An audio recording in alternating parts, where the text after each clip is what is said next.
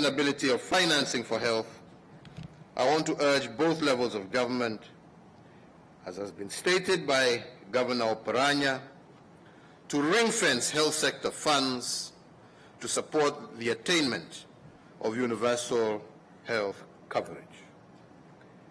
I invite all Kenyans and all persons resident in Kenya to register for NHIF and to ensure that they remain up to date with their subscriptions. This will ensure that the fund has the necessary financial depth required to deliver on its very important mandate, in addition to ensuring that in the event of a medical emergency, the fund is able to step in and cover the paid-up member or their beneficiary.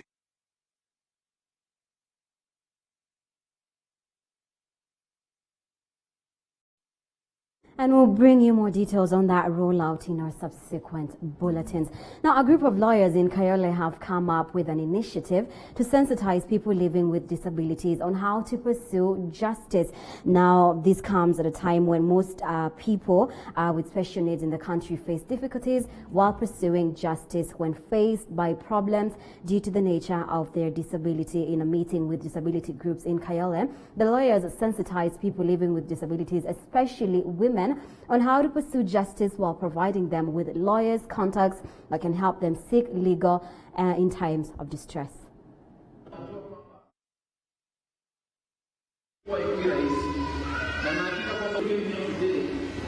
As provided for under our law. Finally, it is now my humble duty to declare that. But a lot needs to be done so that at least at every station we should have at least one sign language interpreter in the police force, and not just one, who also I think sometimes doubles as the interpreter for the courts. And this, at the end of the day, delays justice. And you know, as they say, justice delayed is justice denied. Mimi ni afisa wa polisi ambaye ni. And let's go back to Mombasa County once more and listen to what the president has to say on the rollout of universal healthcare coverage. And like I had said before, the program is set to be rolled out in 4 counties, that is Kisumu, Machakos, Isiolo, and Nyeri County.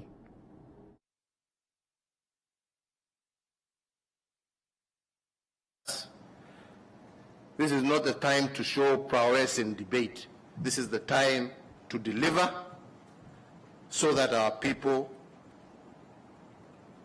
can get this benefit that we all know has turned many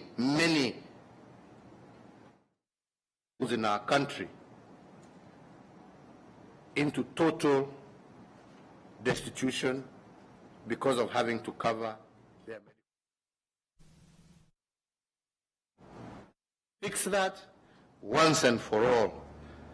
And I am really calling upon each and every one of you to be active partners in this endeavor so that we can achieve this objective for and on behalf of our people. And those charged with the responsibility of looking after these funds, I want to promise you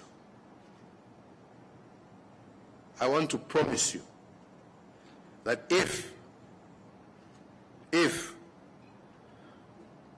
you do not handle these funds with the care and caution that it requires, some of us will go to very extreme lengths to ensure that you shall regret it for the rest of your lives.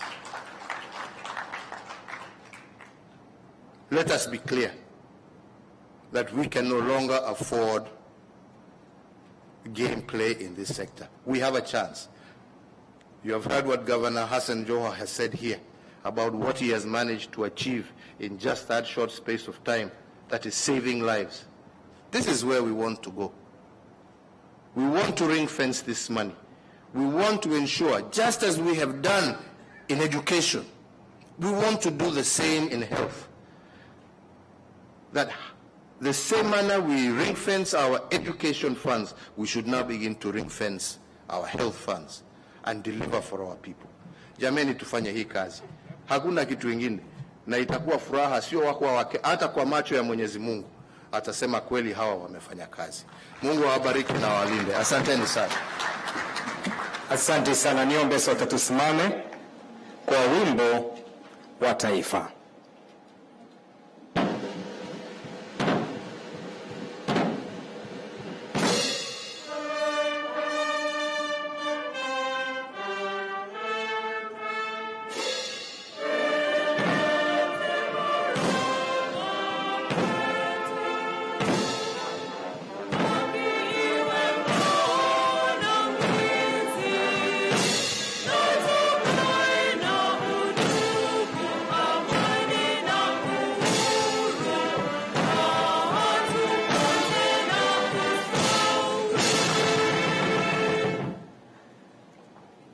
Asante sana Mheshimiwa Rais. Magavana wote President, they're just finishing launching the rollout of the Universal Healthcare Coverage Program that is set to be rolled out in 4 counties: Kisumu, Machakos, Isiolo, and Nyeri County. Now, moving on, the Kenya Association of Driving Schools is appealing to the government to consider driving school operators in a consultative approach to road safety in the country before embarking on the ambitious training of more than 1.4 million motorbike taxi operators countrywide. Now, the association's chairman, Samuel Kariuki, has termed the government's idea as draconian and aimed at crushing enterprises mounted by members of the association. The initiative is part of reforms by the government to streamline the Boda Boda sector. The government will establish 580 training centers across the 290 constituencies. Kariuki says the program that seeks to enable beneficiaries acquire skills and licenses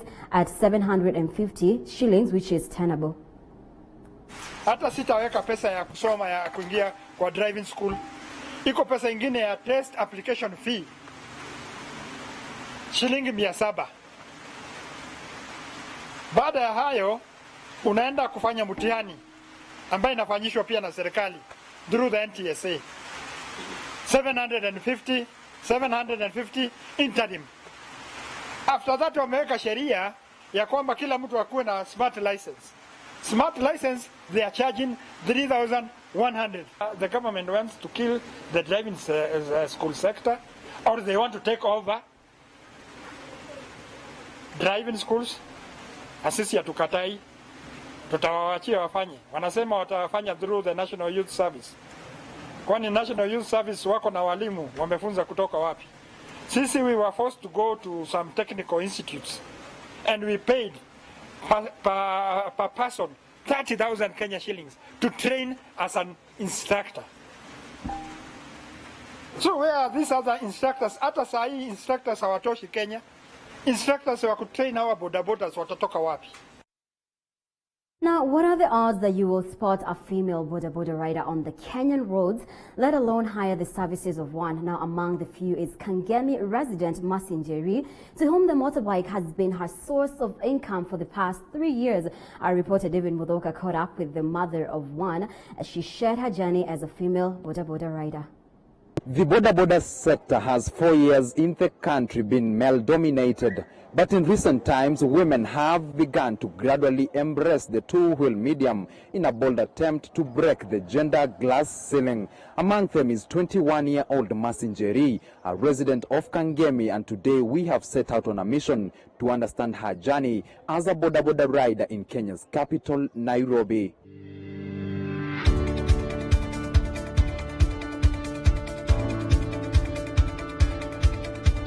At the crack of dawn, 21-year-old Boda Boda rider Mercy Njeri is raring to join other residents here in Kangemi ahead of another day of hustle and bustle in Kenya's capital, Nairobi. She is not your ordinary woman. She has ventured into a sector that has for years been socially out of bounds to women. Statistics show out of the 1.4 million Boda Boda riders that are currently in the country, only a handful are women. The mother of one, however, is a woman without limits, and despite the murky morning drizzle on this particular day when we catch up with her, she is determined to eke out a living through this two-wheel medium.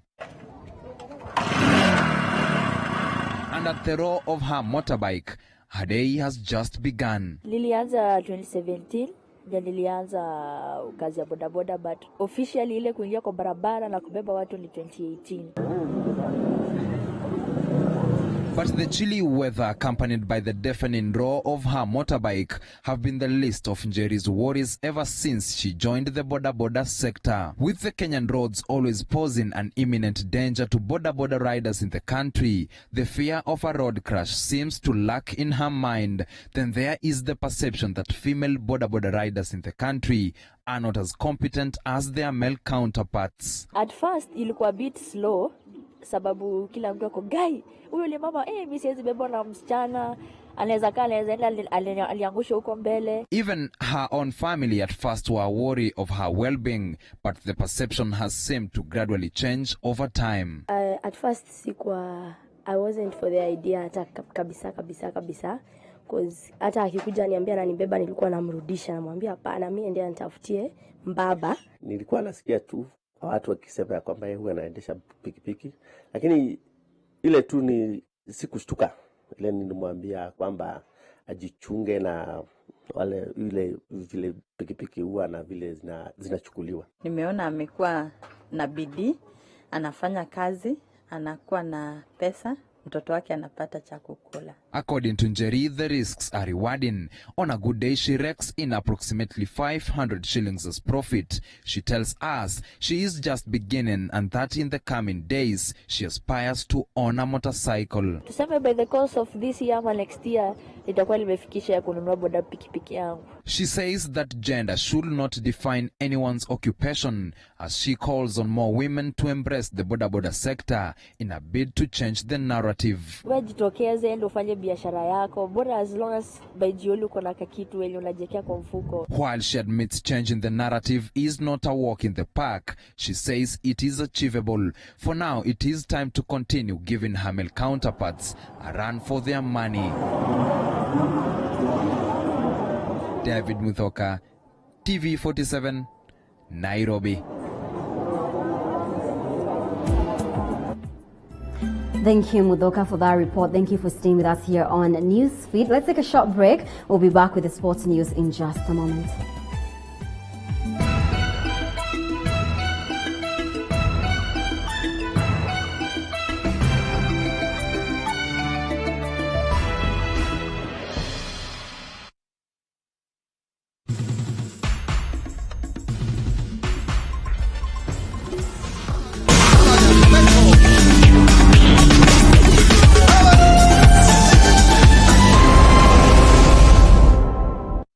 The Postal Corporation Board of Directors congratulates TV47 on the launch of the new state-of-the-art Pwani studio.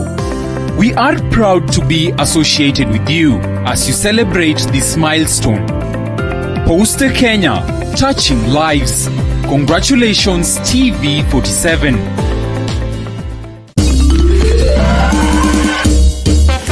Sona moja imetengenezwa kwa njia spesheli ili kupambana na maumivu kwa haraka. Sona moja ina aspirin kama kiungo. Sona moja, kitulizo kamili. Maumivu yakizidi, pata ushauri wa daktari.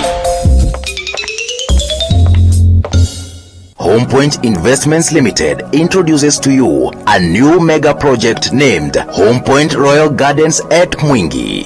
The project is along Thika Garissa Highway. 50 by 100 plots go for 80,000 Kenya shillings and an acre is only 400,000 shillings. If you happen to be among the first 50 buyers, you will get 25% discount, which means you will end up buying at a price of 55,000 only. Booking is 20,000 only. The plots are in a good serenity, which favors various investments like rentals, residential homes, and also farming. Water and electricity are available. They are next to Chinese Gypsum Factory and Enzio Shopping Center. Site visit is every Wednesday and Saturday. For more information, call us on 0797 312151 or 0727 426015 or visit our offices at Ruiru Town, Gitomba Plaza, second floor, room number K6. HomePoint Investments Limited, your best investment partner.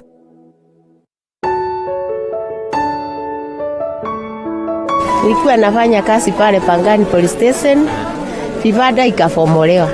Saa hii ni kuhaso tu kwa nyumba, kutafuta mahali napata mahali ya kukua. Kwa sasa sifanyi kazi.